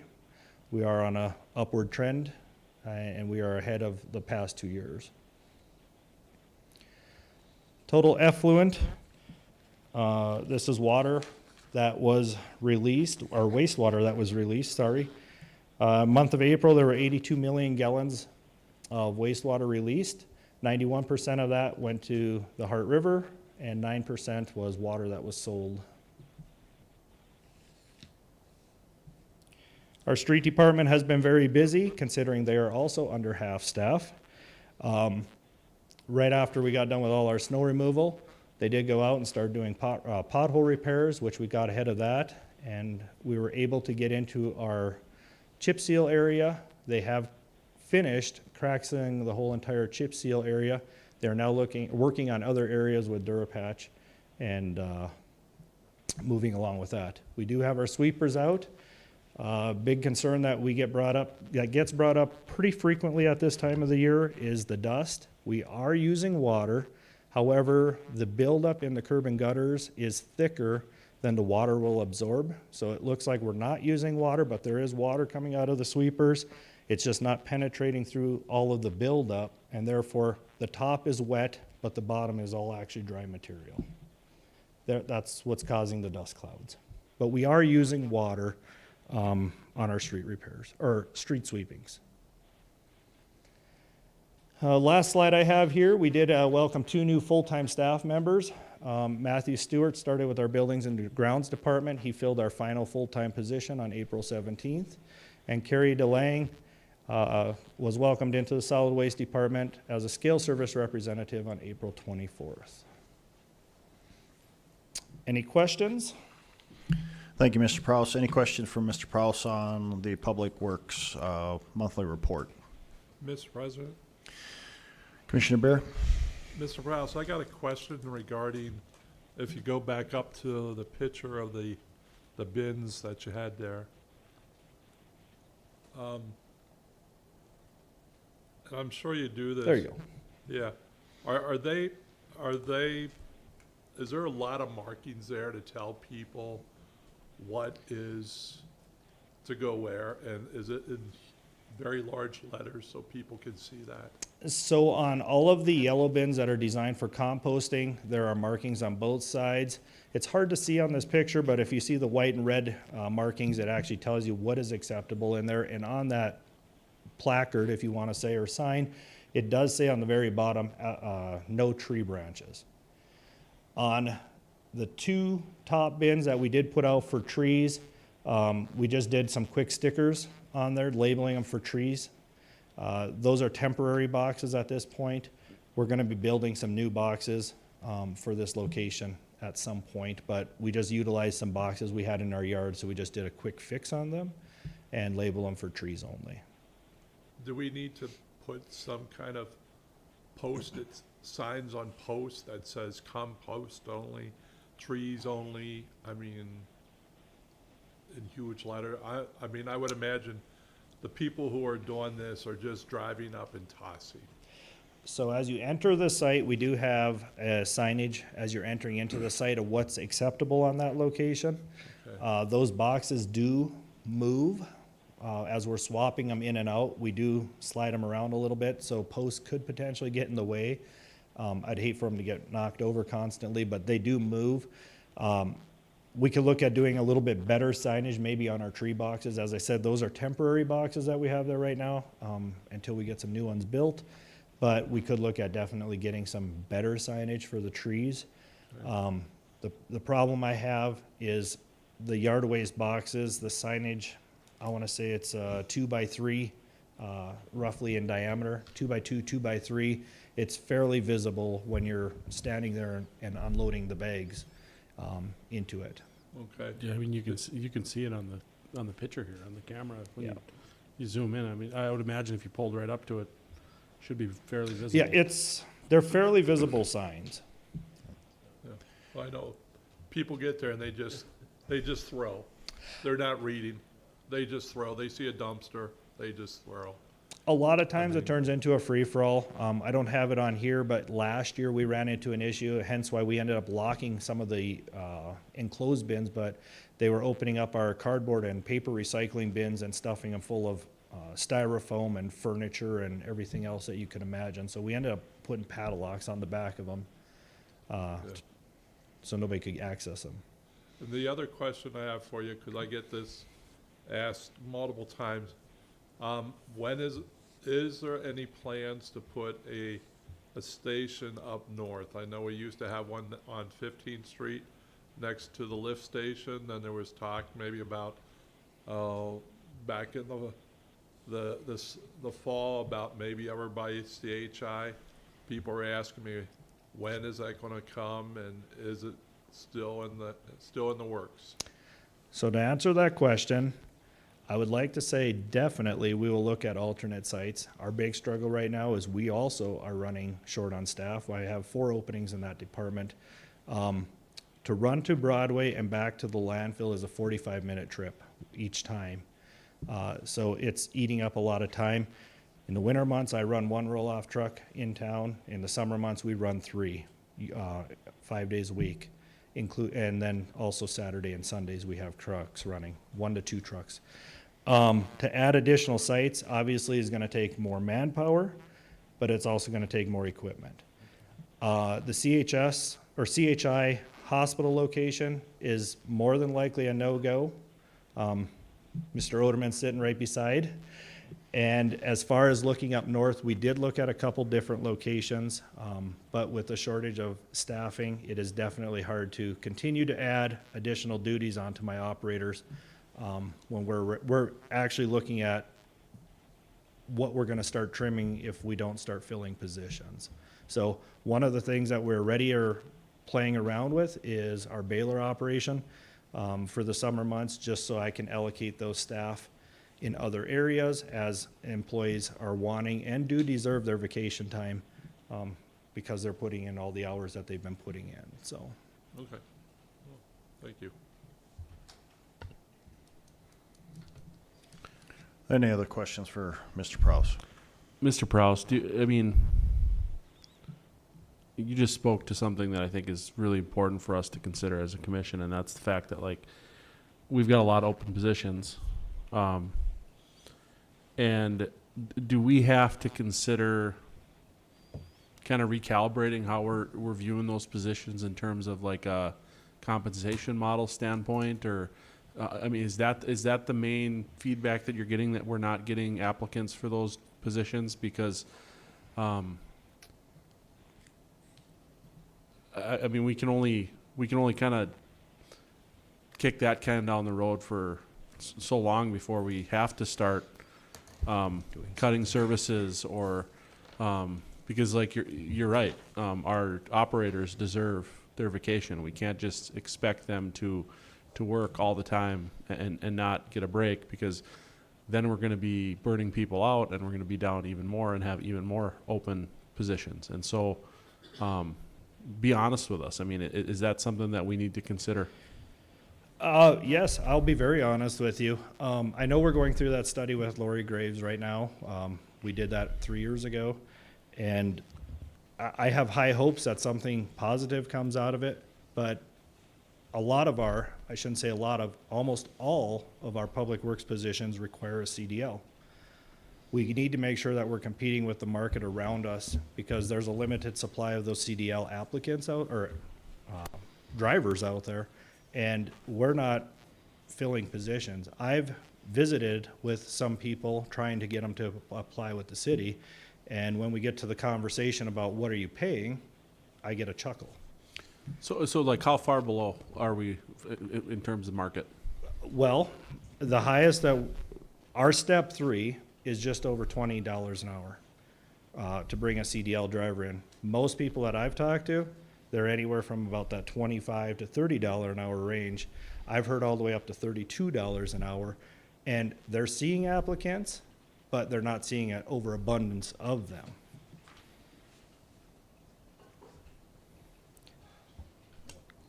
It's gonna be. So real- it's- I mean, we're competing with the oil field. Yeah. I mean, it's never gonna be possible for us to keep up with the oil field. I mean, we offer a $5,000 bonus. You drive up north, there's 2 oil field companies offering a $10,000 Yeah. bonus. So if we go to 10,000, they go to 15. I mean, they have the means. We are limited in our resources, so. The unique thing, and it's not all bad, Shelley touched base on this just briefly here a bit ago. We do offer a really good benefit package. Most of our public works department is working 4 10-hour shifts. We're playing with or toying with the idea on the solid waste side of trying to move some positions to 4 10-hour shifts. It's going to take some time to work through that because there's a lot of moving parts, especially in the solid waste department. But our water utilities, street, and buildings and grounds departments are all running 410s, which is a kind of a nice perk. You work 4 days, you got 3 off situation. So we do offer some nice perks, some benefits on our side, but the pay is definitely the one that is going to need some attention. Thank you. Any Thank you, other guys. questions for Mr. Prowse? Thank you. Next up, public safety, we have Lieutenant Hannell presenting the monthly police department report. Good evening, President Decker and Commissioners. Chief Ciani's out of state at training here, so I will be presenting the April department in his stead here. First and foremost, the calls for service for the first 4 months of 2023 compared to 2022. Obviously, a little bit of a downtrend. I can probably attribute that to we have a lot of officers in training right now. So typically when we have an influx of officers being trained, those FTOs are usually paired with them. So that's almost an entire officer that's taken more or less out of the rotation to be able to do proactive work. Because keep in mind, calls for service are not only the emergency and non-emergency numbers that are called in from the public, but also self-initiated activities such as traffic stops, PR stops, those sorts of things. So that's likely to what's attributed to that level right there. For traffic control, 301 traffic stops, about an even split of citations and warnings. Speeding typically is the top one off there. For our crashes, we have 59 total crashes in the month of April. 1 injury, 20 hit and run, and 38 property crashes. These numbers are actually down 50% from March, which is good. 50% in the stock market, not so good, but we'll take 50% reduction in crashes. For our total arrests for April, vast majority of those are either crimes involving violence or thefts. Our drug and alcohol related make up for about a third. Of which the classifications, we've seen a downward trend slightly over year over year, or month over month, I should say. And with the exception of our Class C felonies, those are a little bit more serious offenses. Those were almost double in the month of April versus the prior 3. Some notable incidents that we were working on here within the past month. We had the privilege of busting a pretty large theft ring that appears to be both statewide and region-wide, with a few individuals that were going to separate liquor stores, buying some high-value liquor, ultimately stealing that and then peddling that for a pretty big profit at the end of that. We were able to get a license plate off of that and it kind of cracked the case open. And now we're working with our state and regional partners to help shore up those cases. In addition, from our criminal investigations side of it and in our DARE units for the grade schools, they had our DARE graduation program. Detective Oki and Detective Winery conducted that. And also in investigations, our intel analyst has been attending numerous meetings with Detroit Police Department to help facilitate some intelligence sharing from the criminal network that we're experiencing from Detroit and other areas around the nation that have an impact of our areas over here. She also was able to crack open a recent spree of vandalisms within Dickinson. It seems to be at least tagging for Serenios 13 gangs out of Southern California. So either some wannabes are up here trying to do that, or it could be a legitimate tag. But she's also in the process of coordinating with those agencies down there to identify those people. The criminal investigation had 11 call-outs in April. They had 3 deaths, 2 sex crimes, 3 aggravated assaults. I think specifically there, one of those aggravated assaults was an assault with a weapon, so a pistol whipping. One individual was punched and sustained broken bones, and another was had a sustained a laceration from a knife. So those are some pretty serious offenses that investigators were working on. Their caseload currently stands at 86 cases. 58 were closed in the month of April with no further follow-up. They did have 6 clearances by arrests, and currently are sitting at 48 open cases at the end of the month. Vast majority of their cases that they keep open here are background checks, both for initial employees and elsewhere. 11 search warrants, 10 agency assists, and digital forensics examinations. And the rest is listed up there. Behavioral health obviously continues to be a lion's share of our workload, especially on patrol responses to welfare checks and mental health subjects. 58 welfare checks for the month of April, which definitely seems pretty commonplace to have several a day. People either from out of state wanting welfare check done on their relative or friend. 5 mental health calls that patrol dealt with, 7 intoxicated subjects, and 4 suicidal threats. We were busy in the training department in April.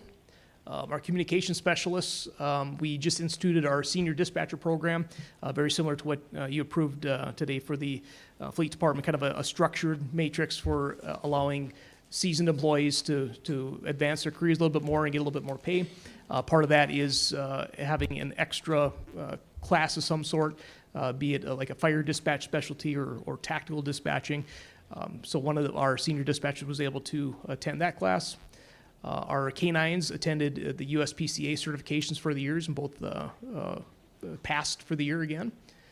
And our first responder symposium was an absolute hit. We had that here at the beginning of April. That was the 3-day symposium that we hosted here in Dickinson. I'll get to, I think there's a separate slide coming up here in just a second. So I'll hold that for just a second. Records staff, 47 fingerprinting, 22 sex offender registrations, 49 warrants processed. We did, I know it's probably a May thing, but they just got done doing our annual sex offender verification. So basically our goal is to make 100% contact with all the registered sex offenders within the city of Dickinson to ensure they're meeting compliance with the registration requirements. I do believe they had about half a dozen that weren't necessarily passing, so those are either getting forwarded up to the attorney for review for potential criminal charges, and I think they still have a few yet to make contact with. For our dispatch center, right on par for both 911 emergency incoming calls. Nothing too drastically changed off of that month to month. Over at the animal shelter, the biggest work that they have is dealing with the running at large within the city, followed by some nuisance complaints such as barking, animal neglect, and owner surrenders. We still pride ourselves as being able to foster out or return to owner almost every animal that comes into our shelter. Currently, we're sitting at, for the month of April, we saw 69 total animals through our shelter. Most of those returned to owner, though. Our school resource officers issued 14, or they responded to 14 calls at the high school with 6 juvenile summons issued. Over at the middle school, 10 calls amounting to 3 summons issued. And at the elementary school, they responded to 10 calls for service in the month of April. Or is that 16? My eyes are getting bad. Our community service officer, Sergeant Stocky, he was busy doing the health and wellness event over at Heart River Elementary last month. Also conducted a Boy Scout tour and provided a situational awareness talk with the folks over at Social Services. And yeah, getting back to the first responder symposium that we had at the beginning of April, this was the first of its kind that we've hosted in the area. This is actually kind of a brainchild of Administrator Dossinger. It finally came to fruition. We've been holding on to some money, encumbering it from year over year to be able to host this symposium that featured several speakers that are top of the industry that we could get. We had Attorney Eric Daigle that provided some insight at some of the more up-to-date case law regarding use of force incidents, a lot of the nuance stuff that's coming up in the realm of use of force. We also had Katie Kuhlman, who is a first responder psychologist, provided a very compelling presentation about the first responder trauma and response to that. And then the last day was Mr. Cody Gandy from Echelon Front. Echelon Front, for any military police nerds that just dig this stuff, he's part of Echelon Front, and that's kind of the premier training and leadership organization out there. And we were able to get him to come up here to do a really good presentation the final day. Do have to send out special thanks to our events and marketing coordinator, Joel Walters. He helped design all the graphics here, all the putting everything together. It was like an iPhone reveal. The event was just phenomenal. So we're really proud of what he was able to do for us, and really represented Dickinson very well. We hope that this can become an annual event, since we're somewhat looked upon as a hub city for a multitude of things as a city. We as at the police department too feel that as well, both for the surrounding agencies. I think they kind of look up to us as the big brother to help them through. So hosting events like this where they can get some top tier training on a yearly basis, and also get them to town and just get some connection with those agencies is phenomenal. Detective Sergeant Travis Lyons was honored with the Dakota Child's Advocacy Center as a Hero of the Month back in April. Travis does a phenomenal job with everything for children advocacy for our department. He's goes above and beyond for that, so we're really, really proud of him and really happy that he was recognized for that. The 14th annual Daddy-Daughter Dance was held out at the August House venue. It was a 3-night event. Since the venue is a little bit smaller, we had to spread it up to 3 days. 3 days of Baby Shark. That was pretty epic. So we had a total of 932 total attendees. That's always a fun event. Also in April, we had several recognition weeks of sorts, the first of which being Public Safety Telecommunicators Week. We have 11 dispatchers currently filling the spot for a couple more, but we have a great group of guys and gals that are answering the phone 24/7 out there. So we're recognizing our dispatchers April 9th to the 15th. And then following that was National Animal Control Appreciation Week. So Amanda, Kaya, Terrence, and Audrey do a great job of caring for our lost furry friends out in the community. And then Administrative Professionals Day, our record staff and our administrative assistant, Becky Darnell, Brandy, and Rachel, they push the paper and keep everything flowing really well, so we appreciate them. And then the last slide, I wasn't able to sneak it in, and I can probably come back at a later date just to give you an update, but for the Siren project, the radio interoperability project that we've been working on for the last several years, seems like, we are officially, both the police and the fire department, as of late last week, online and running on the Siren system. It's been phenomenal so far. We haven't experienced really any dead areas. The system's been very stable. So the next step is getting the ambulance service on board here locally. We're going to be working with Mr. Zeroff and Mr. Prouse with getting the public works staff switched over hopefully sometime this summer. That's going to be a Herculean lift on that one, because it's just the sheer amount of the fleet size for that, and the installation, the actual installation of the radios there is going to probably take a little bit longer. And then closing it out would probably be the sheriff's department for Stark County. That'll be at the end of the year, and then we'll all, at least within the Stark County area, be all online. So, and I can, again, probably at a future meeting here, give you a little bit more of a detailed update, but that's right off the heels of this week. So, any questions? All right, thank you, Lieutenant Hannell.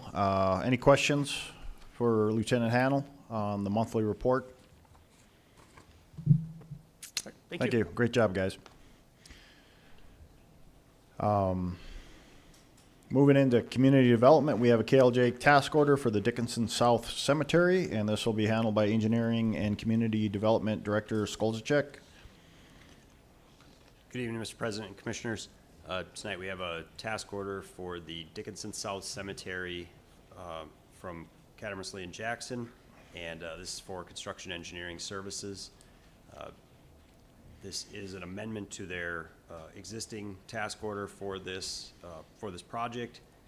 Total task order amendment for construction engineering services $68,800, and that's a not to exceed amount. It's hard to say exactly what the costs and whatnot will be when we don't have a schedule from the contractor yet. The project's out to bid, but project bid opening date is, I just have this in front of me here, next Wednesday, May 24th.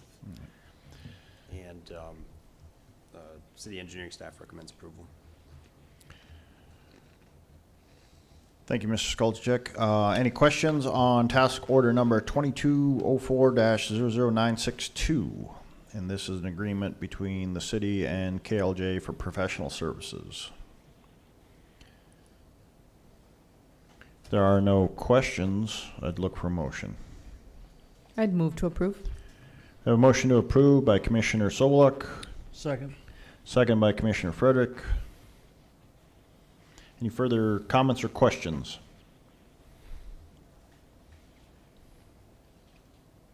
I think this is a project that a lot of people are looking forward to, getting this finished. I know there's still a lot of people reaching out to me, how soon are we gonna be selling plots?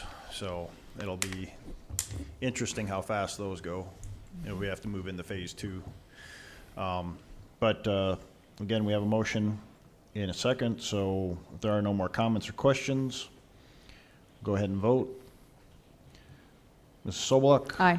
Mr. Frederick? Aye. Mr. Oderman? Aye. Dr. Bear? Aye. Chair votes aye. Motion carries. The next item up, we have a KLJ task order for the Legacy Square parking lot. Mr. Skolzicek?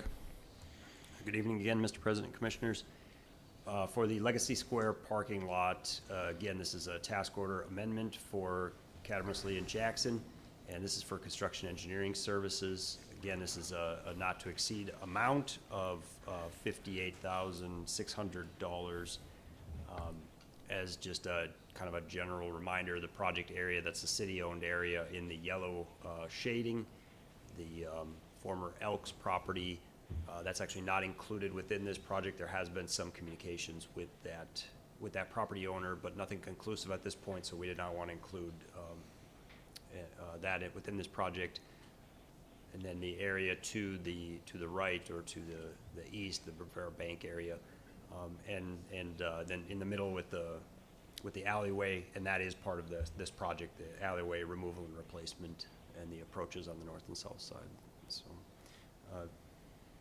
and again, that project, we actually have a pre-bid conference for both of these projects coming up later on this week, May 18th, and then the bid openings will be Wednesday, May 24th. So, city engineering staff recommends approval. Any questions for city staff or a KLJ representative that is here on the Legacy Square parking lot? I'd move to approve. I have a motion to approve by Commissioner Oderman, Second. second by Commissioner Bear. Any further questions or comments? Hearing none, we'll vote. Mr. Oderman? Aye. Dr. Bear? Aye. Mr. Frederick? Aye. Mrs. Soboluk? Aye. Chair votes aye, motion carries. That is the end of our normal agenda. One item left, commission. It is your time.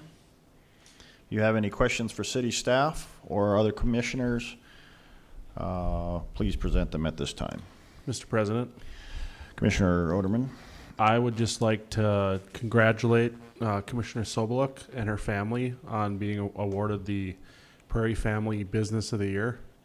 Steffes has got a really great video on their social media accounts and stuff like right now, talking about the history of the company and things like that, and having a company like that was started in Dickinson and has grown to the lengths it has is pretty great. So congratulations to the Steffes family. Congratulations. It's always nice to get recognized, especially for the true entrepreneurs that are out here in this community and how far they've gone. I think a lot of people don't understand, what's been produced out of this, side of the state, and your guys' family and your company is just a prime example of that hard work and adaptability from starting with church furniture Yeah.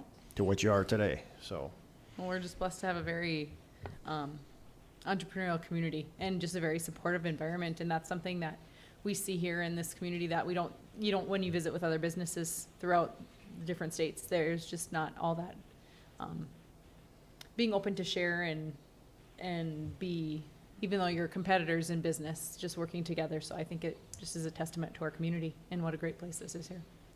it is. Any other comments or questions, commissioners? Just one, and Mr. Prowse brought up the Graves study. Any updates for us on that? Commissioner Frederick, we did meet and discuss that. Ms. Carlson and HR Director Nominick, we have taken some initial looks at it. We have provided feedback to her as far as some other updates that we would like with that. Our goal is to obviously bring that to the commission during the budget process to show you the wage study, but also bring some options, a couple different options moving forward for the budget process. Are we gonna be able to see this draft soon? Yes, correct. Before the budget? We can certainly get that to you, yes. Thank you. Anyone else, any comments or questions? Now I'd look for a motion to adjourn. So moved. Second. We are adjourned.